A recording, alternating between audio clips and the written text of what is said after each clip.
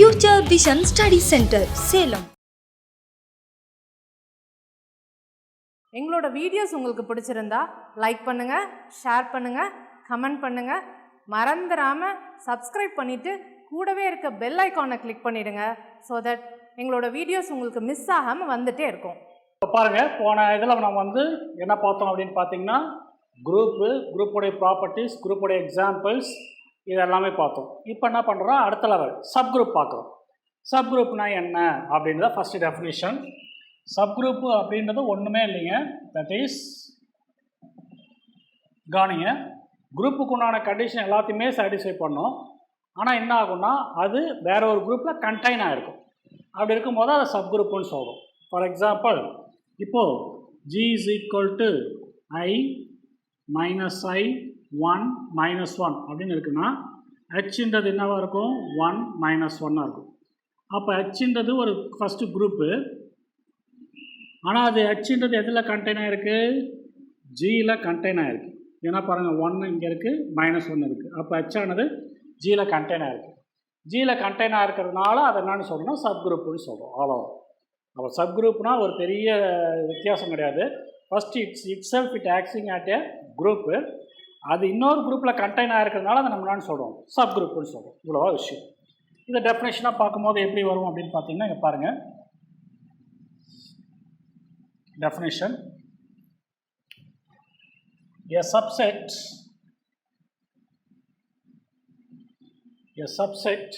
H of a group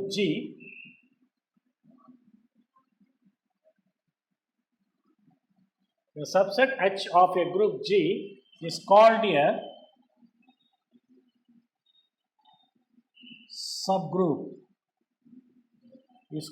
a subgroup of G if என்ன கண்டிஷனுங்க, if H forms a group with respect to the binary operation.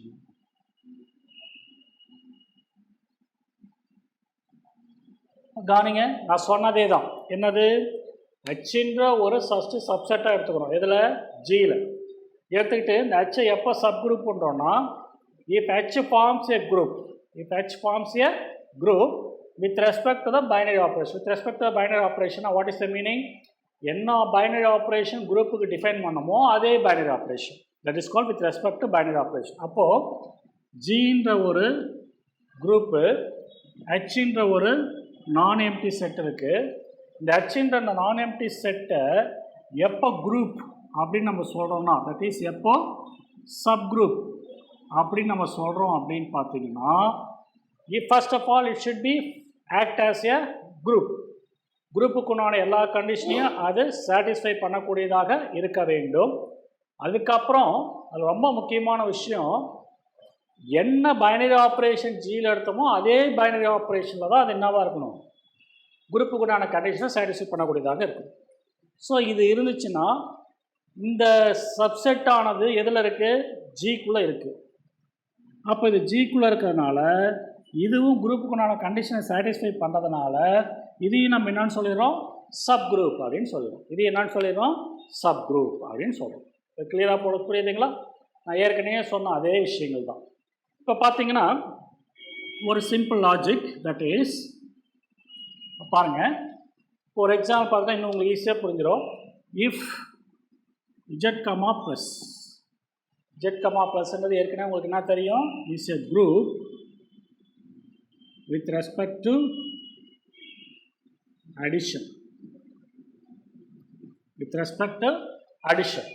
இப்போ 2z எடுத்துக்கிறோம்.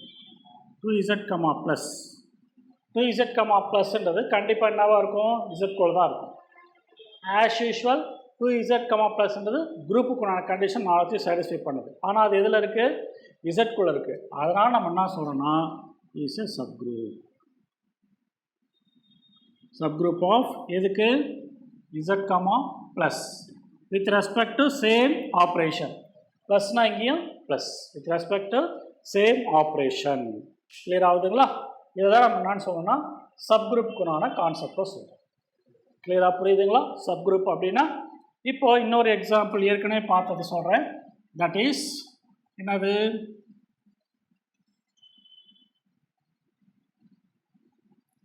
That is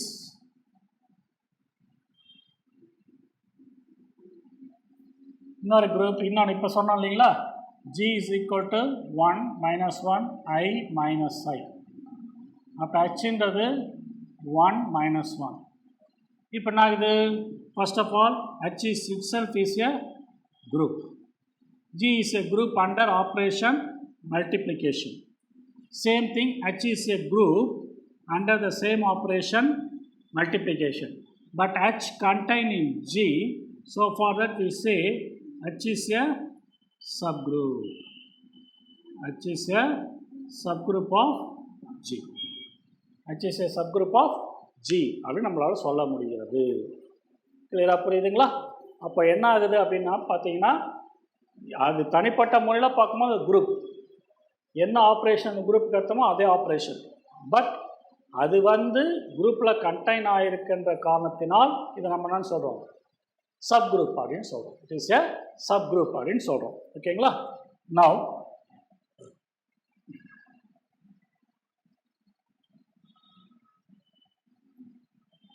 பாருங்க, next one.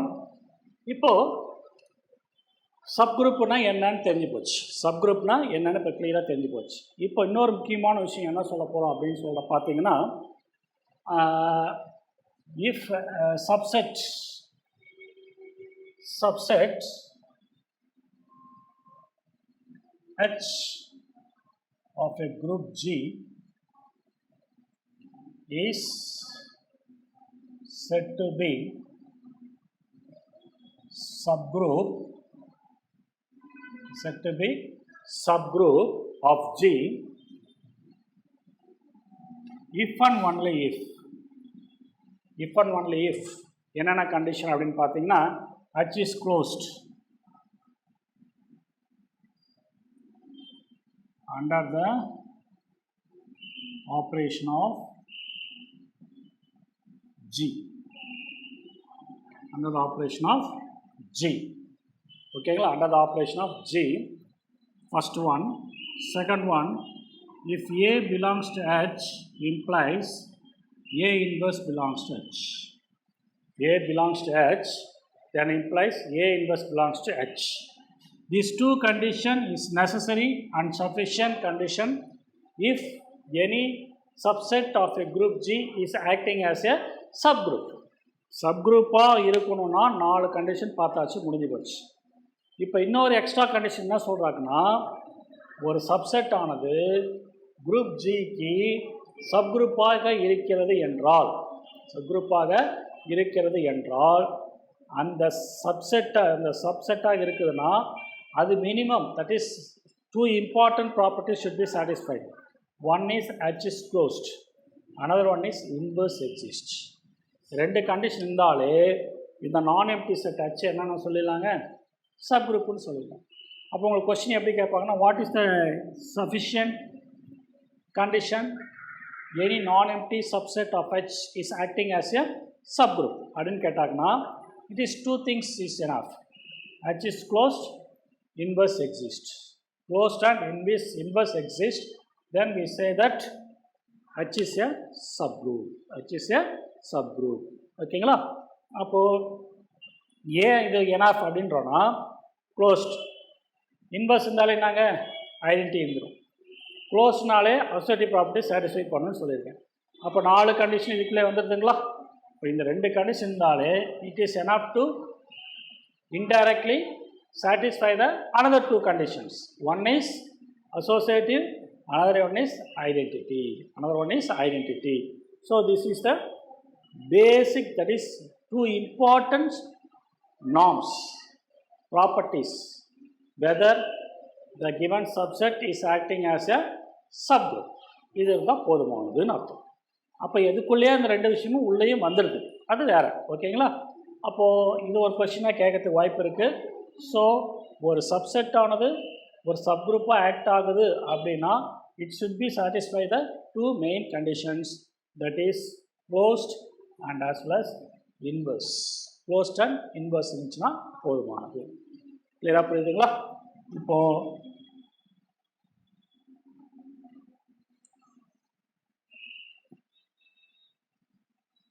Next one. அப்போது சப்குரூப்னா என்னன்னு பார்த்துட்டோம். சப்குரூப்புக்கு example என்னன்னு பார்த்துட்டோம். சப்குரூப்புக்கு important are sufficient conditions. Sufficient conditions என்ன அப்படின்னு பார்த்துட்டோம். ஓகேங்களா? இப்போது அடுத்து என்ன சொல்ல வராங்க அப்படின்னா, a non-empty subset H of a group G is a subgroup if and only if அப்படின்னு அடுத்த ஒன்று சொல்கிறாங்க. இதில் ரெண்டுமே முக்கியமானதுங்க. கவனிங்க, சப்குரூப்பான டெஃபினேஷன்ஸ் அண்ட் எக்ஸாம்பிள் பார்த்தாச்சு. இப்போ நம்ம அடுத்தது ஒரு ரெண்டு இம்பார்ட்டன்ட் கண்டிஷன்ஸ் பார்க்குறோம். சப்குரூப்புக்கான important conditions.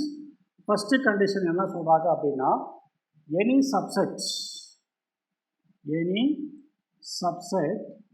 H of a group G, any subset H of a group G is a subgroup. Is a subgroup. Is a subgroup. Any subset H of a group G is a subgroup of G if and only if. If and only if என்ன கண்டிஷன்னா, H is closed.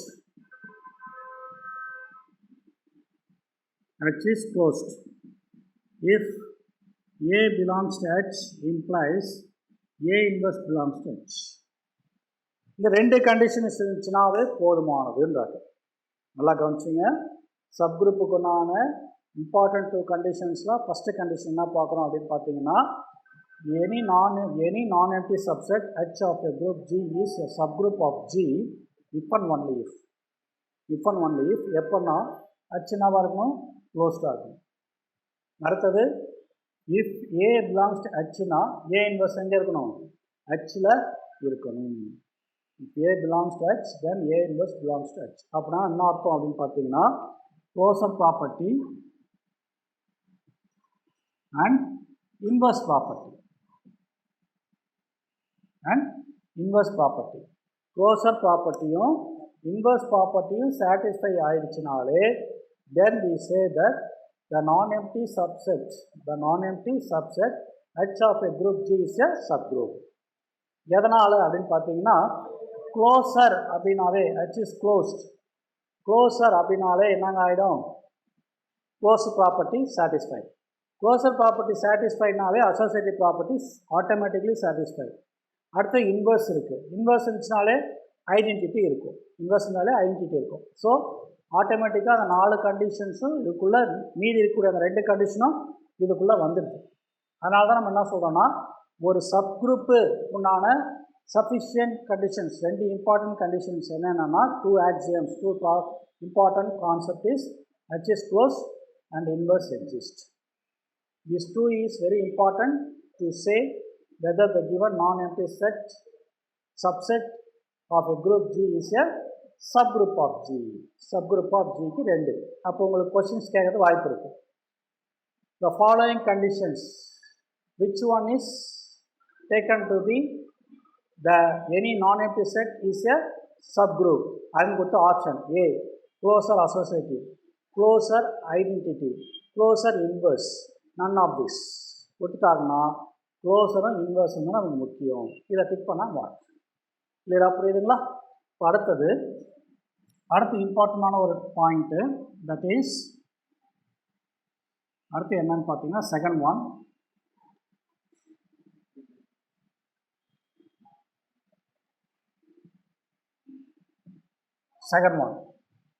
One என்ன அப்படின்னு பார்த்தீங்கன்னா, a group, a non-empty subset, a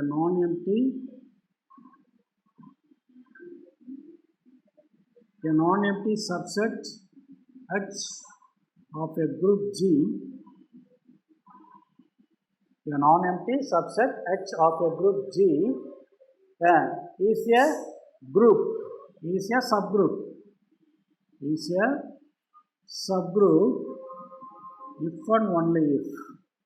If and only if என்னங்க வரும் a comma b belongs to H implies a star of b inverse belongs to H. இதுவும் ஒரு இம்பார்ட்டண்டான condition. First condition என்ன பார்த்தோம், க்ளோஸ்ட் அண்ட் இன்வர்ஸ் இருந்தாலே it's enough. Second condition என்ன பார்க்குறோம், a non-empty subset H of a group G is a subgroup.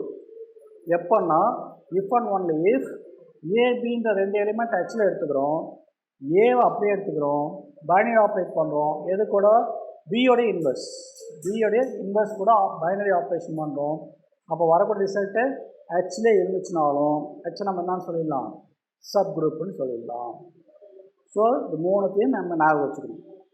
குரூப்புக்குண்டான condition satisfy பண்ணி அது இன்னொரு குரூப்பில் கண்டெயின் ஆகிடுச்சுன்னா சப் குரூப். அடுத்தது சப் குரூப்னா ரெண்டு கண்டிஷன், க்ளோஸ் அண்ட் இன்வர்ஸ் இருந்தாலே அது சப் குரூப். அடுத்தது ஒரு ஹெச்ன்ற நான் எம்டி செட்டு ஜிக்கு சப் குரூப்பாக இருக்கணும்னா ஏவும் பியும் ஹெச்லேருந்து எடுக்கிறோம், அதுலேருந்து ஏவையும் பி இன்வர்ஸையும் பைனரி ஆப்ரேட் பண்ணால் வரக்கூடிய சொல்லிட்டு ஹெச்சில் இருந்துச்சுன்னா அப்பயும் ஹெச் என்னன்னு சொல்லிடலாம், சப் குரூப்னு சொல்லிடலாம். கிளியராக புரியுதுங்களா? இப்போ சப் குரூப்புனான மிக முக்கியமான டாபிக்ஸ், எக்ஸாம்பிள்ஸ், மிக முக்கியமான 2 ப்ராப்பர்ட்டிஸ். இப்போ அடுத்து என்னென்னு பார்க்க போகிறோம். ஓகேங்களா? டிஎன்பிஎஸ்சி டெட் நியமன தேர்வு, PC, SI, TRB, agri, forest, railway போன்ற அனைத்து போட்டித் தேர்வுகளுக்கும் நேரடி மற்றும் ஆன்லைன் வகுப்புகள் ஆரம்பம். அனைத்து போட்டித் தேர்வுகளுக்கும் ஸ்டடி மெட்டீரியல் கிடைக்கும். நேரடி மற்றும் போஸ்டல் டெஸ்ட் பேட்ச் வசதியும் உண்டு. தொடர்புக்கு future vision study centre, Salem. Contact 9042030163. Future Vision Study Center, SKS Hospital Road, opposite to Hotel Lakshmi Prakash, near New Bus Stand, Salem. cell 90420 30163.